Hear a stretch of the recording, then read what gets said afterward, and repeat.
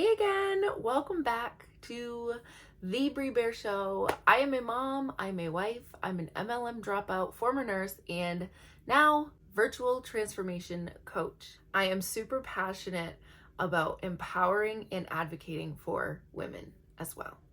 Please make sure to hit the like button, hit subscribe, and do not forget the bell icon so that you get notifications when I go live or when I post a new video. So I'm currently making a whole series on high control groups, high control subcultures, and my own personal experience with them. So you don't want to miss the thing. Today, I'm going to talk about a few things. I'm going to talk about the idea of finding joy in other people's misery and misfortune, also known as Schadenfreude, Schadenfreude. And we are also going to go over how the anti-MLM movement has affected some women who have had experience with it. You can reference my previous two videos for some context, but to watch this video, you actually don't need any context at all. When I reference the anti-MLM movement, here's what I mean. I am referencing anti-multilevel marketing. Multi-level marketing is a business structure in which the company doesn't put their products on retail shelves, but instead they put the sales, marketing, and advertising in the hands of independent contractors who are commissioned. They receive a 1099 at the end of the year if they make enough money, and they are the ones who sell the product. Not only is the product sold directly to consumers, other independent contractors become involved with the same company doing the same thing through recruitment. This has received a lot of scrutiny with the recruitment because oftentimes the recruits do not even earn enough to cover their monthly auto ship, which is usually, typically, almost always required in these companies. The anti-MLM movement arose out of this scrutiny and the alarming failure rates of the MLM industry. So MLM means multi-level marketing, and the anti-MLM movement is often pointing out that many of these companies are high control groups and mimic the behaviors that we see in cults. A huge part of this anti-MLM movement is a strong social media presence. There are creators who post infographics and reels on Instagram and not a whole lot of anything else. There are some creators who make podcasts and have guests on, and they do interviews and they share their experience as a guest with multi-level marketing companies.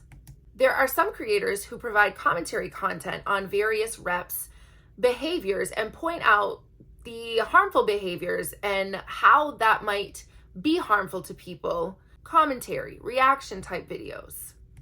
But there are some anti-MLM creators who do something called ad hominem attack. I can never say that word right.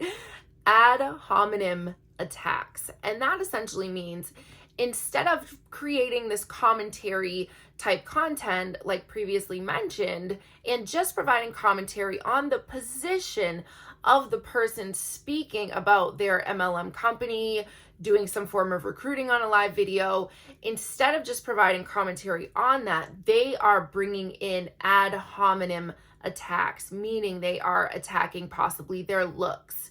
Maybe they are bringing up their motherhood. Maybe they are judging their motherhood. Maybe they are sharing insight and speculation into their marriage. There are a lot of ways you can personally attack a human. So think about all the ways you could possibly personally attack a human from watching a live video of theirs and showcasing it in a commentary-like video. Some of these creators say they're just being snarky, which literally means making critical or mocking comments in an indirect or sarcastic way. In my opinion, some of these creators aren't just snarky, but they've taken it a little too far. I had been wondering, why in the world is this form of content where there are ad hominem attacks? Why is this so addicting for people? Why are people so obsessed with this kind of content? Because it's not just in the anti-MLM space. There are plenty of other commentary channels and, in my opinion, just straight up bullying channels where this form of commentary takes it a little bit too far and personal attacks happen. I kept saying to myself, what makes people want to create this kind of content, and why are people actually watching this content? So a few days ago, a wonderful lady who I've been conversing with over the last week or so sent me an article, and it answered that question 100%. The article is called "It's So Toxic: Why We're Addicted to Online Gossip About Women." And I will post the link of this article in the description below so you can go and read the entire thing yourself. I'm just going to talk about snippets. In this article, it says, according to a glossary by PEN America, there are words for people who interact with public figures just to be mean. Trolls. People who read or watch something just because they dislike the author or creator. Hate reads, or you could say hate watches.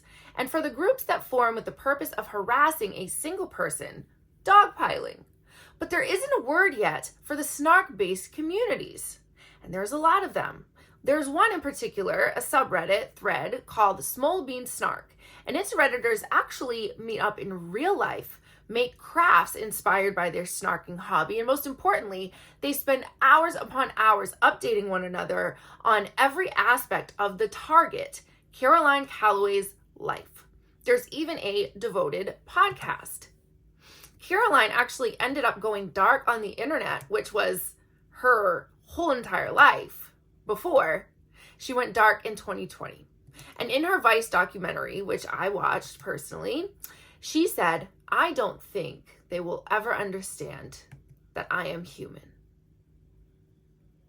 One particular user posted over 200,000 times, going so far as to post Calloway's address and also a visual floor plan layout of her apartment. It got dangerous. In this documentary, she talked to one of the mods of this subreddit, and that mod said to Caroline, "You know what? You don't owe me anything. You don't owe anyone anything on that sub. I'd let that sub die." This was after Caroline had actually posted to her own snark thread asking for someone to contact her because she was ready finally after years to speak. I'm unsure if she did any more posting on that subreddit or not, but it looked like she just wanted to take the mod's advice and just let that subreddit die. I didn't actually seek the post to find out if it did or not. So in the 18th century, there was an activity called brûler les chats. I don't know if I'm saying that right. I didn't do very well in French class in high school. And just a really quick content warning. We're going to talk about some animal abuse coming up. The literal translation of brûler les chats is the burning of cats. People in Belgium and France would throw live cats enclosed in barrels or nets into a bonfire. They would stand around and watch the cats burn and listen to it and find joy in the sights and sounds. Sometimes they would even do this by the dozens. I know us animal lovers, we're like cringing from the inside out. Back then, they called this Schadenfreude, a word that has no direct translation to English, but a loose translation is harm joy. And it means that people find joy in the misery or misfortune of others, or in this case, a cat. This is, in a way, on a spectrum. Something like someone tripping over their shoelaces and falling down may make us laugh. And nobody would think we were being mean, right? Unless they were like bleeding out the nose or something. But it gets darker and it can start to border on sadism. Nowadays, Schadenfreude, I really forgot how to say, I think it's Schadenfreude, has taken a different form with the internet. And it's truly on the rise. We live in the age of Schadenfreude. The article goes on to say, emotions all tumble together in a big mess. So we're capable of feeling both a little happy about someone's pain and genuine empathy all at once. It's not either or. And the online takedowns, cancellations, clapbacks, and snark are addicting. The author states, I enjoyed watching because it wasn't happening to me. It wasn't harmful, I thought, to watch this cycle. It was beneficial, I thought, because I was learning what not to do. And didn't they deserve to feel bad for being mean girls? But I think that is letting myself off the hook. I think this phenomenon is closer to sadism. People weren't just watching Calloway or Hale flounder. They were enjoying, actively participating in their pain. The women targeted by these snark threads were also the targets of harassment, vexatious reporting, and even death threats. One even ended up in the hospital. Journalist Taylor Lorenz was harassed for an assumed association with Calloway, and also in 2017 had been physically attacked while covering politics. She states, online extremists on both sides form communities simply to bash their opponents. Psychologists consider sadism and Schadenfreude cognitive emotions, meaning these are emotions we are capable of calibrating as opposed to more visceral primal responses like fear or disgust. We aren't helpless in our power over how we perceive these online pains and joys. We can channel our energy into other outlets. We can turn it off. We can log off. We can unsubscribe, unfollow. We can even temper our own contempt with feelings like empathy and even replace with compassion. I will admit 100%, at first I was participating in this Schadenfreude activity by tuning into a certain group's content. At first I felt joyful about seeing some familiar faces pulled up on their screens, people who I know without a doubt have hurt many others.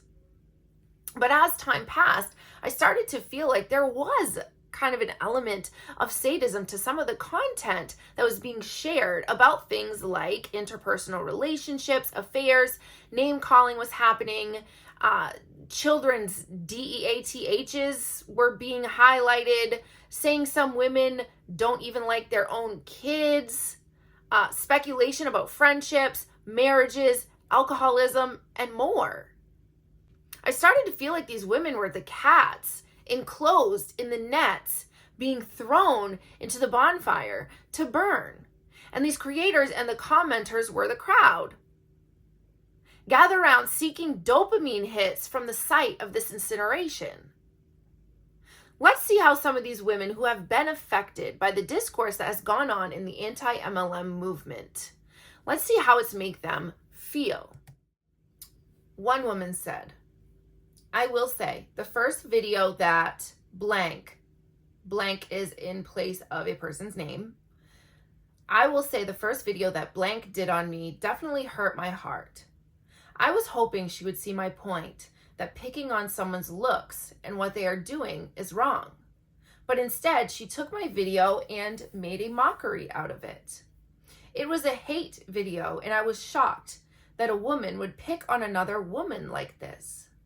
In fact, although there are faults in this industry, it made me want to fight for this industry even more.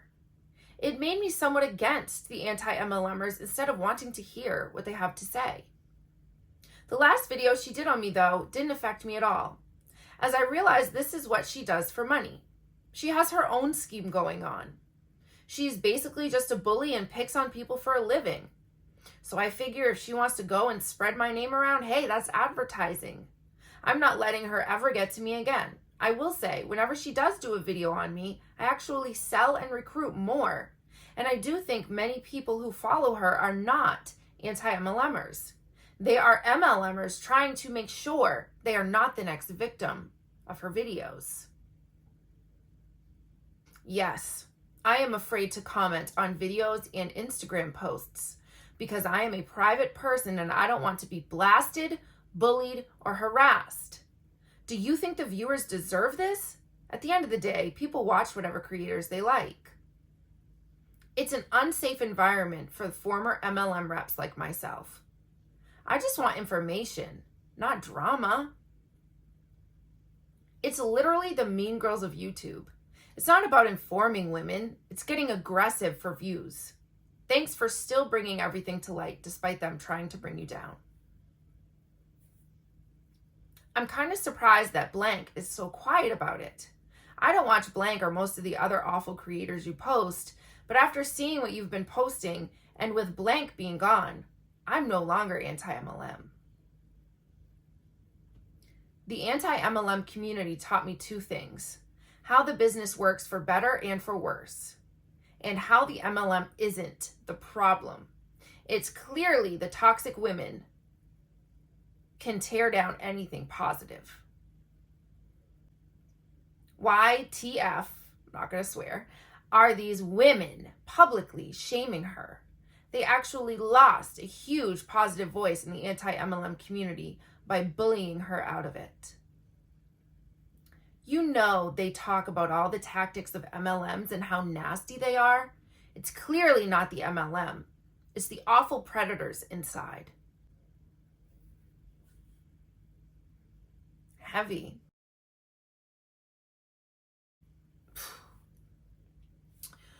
We have to ask ourselves questions. We have to be vigilant in remembering that the torched in this situation, they are real life human beings, despite their associations and the businesses that they're in. Not that any cats should ever have been harmed. Those little babies have feelings too. I'm just not sure if cats are capable of thinking, this is too much for me. I'd rather not be alive right now. But I know that humans are capable of feeling that. We could consider some forms of Schadenfreude cyberbullying.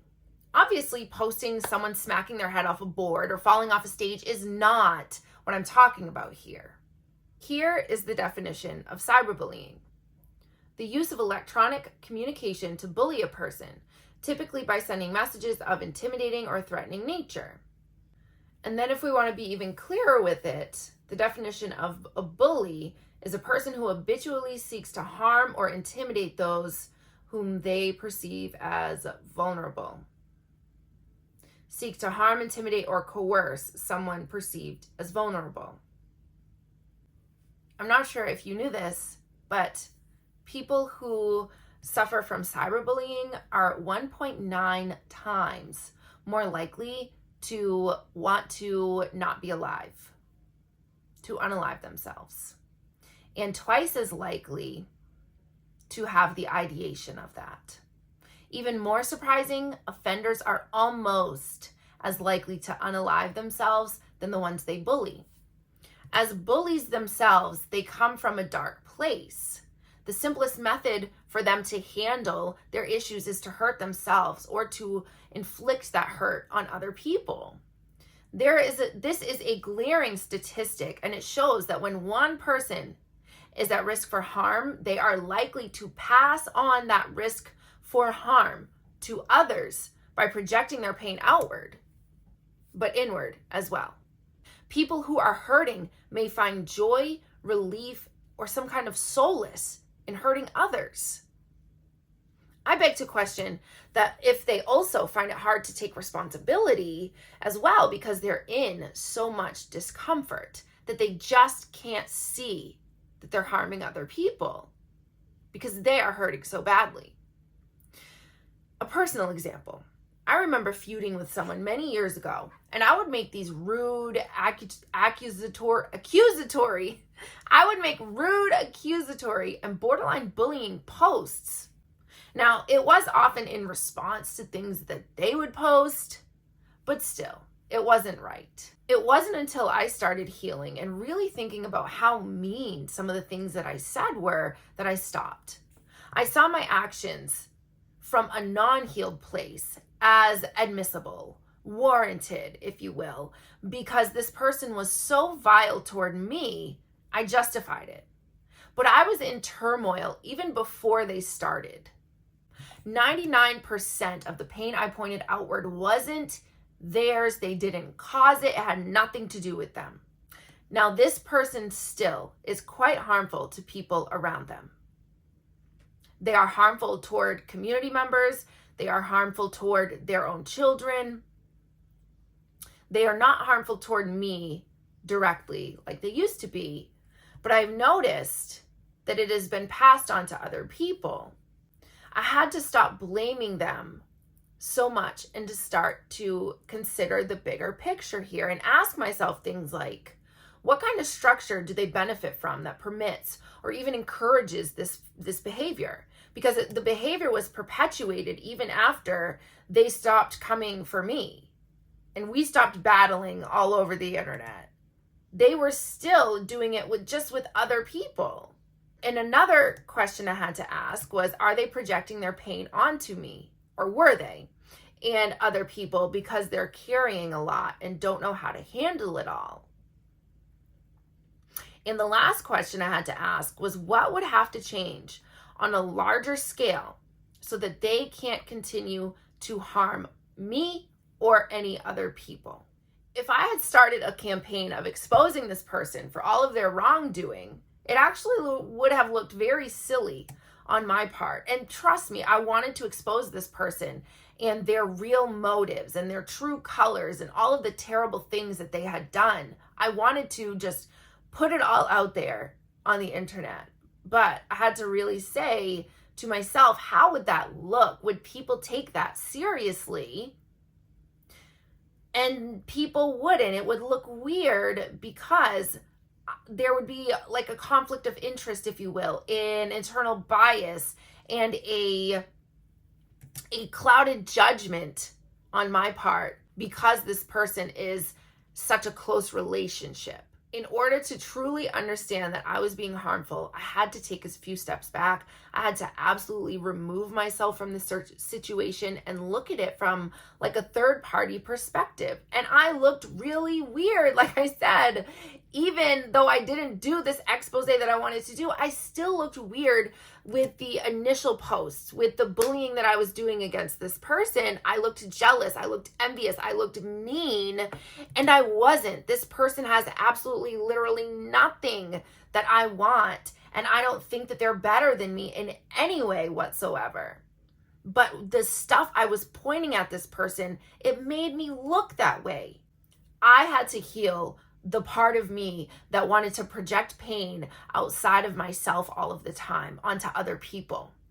This person wasn't the only one I pointed my discomfort and my angst toward. It was the person at the grocery store. It was the guy who didn't make my Dunkin' order up to par.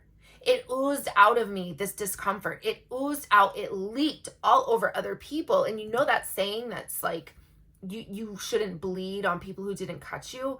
Yeah, well, I was bleeding all over people that had nothing to do with me, didn't even want to be a part of my life. But the poor guy at the grocery store, I was bleeding all over him and her and them everywhere, all over the place.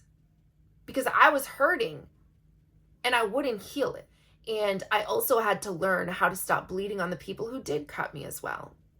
I had to learn to forgive people. I had to learn how to walk away from situations like the one I had just spoken about. I had to learn to take steps back, look at the situation, evaluate it, and walk away and stop participating in drama. Because all it does is perpetuate more angst, discomfort, and hurt within. So what if within the anti-MLM movement, instead of personally attacking other women and calling public figures out by name, face, with no form of anonymity to it at all, what if we started considering the bigger picture here? What if we started to dismantle the structure that elicits and condones this poor behavior from MLM leaders and MLM companies? That is the question. By pointing our angst and our hatred for the industry at the people within the industry, is anything actually being accomplished? What more can be done? And I will be back with a video on exactly how I think MLMs should be improved and what can be done from an anti-MLM standpoint to improve their argument and their position as well. Make sure to click like, If you liked this video, make sure to subscribe and make sure to turn on the notification little bell icon thingamajiggy and make sure to come back. I am not done with this high control group series yet. Thanks for coming to the Brie Bear Show and goodbye.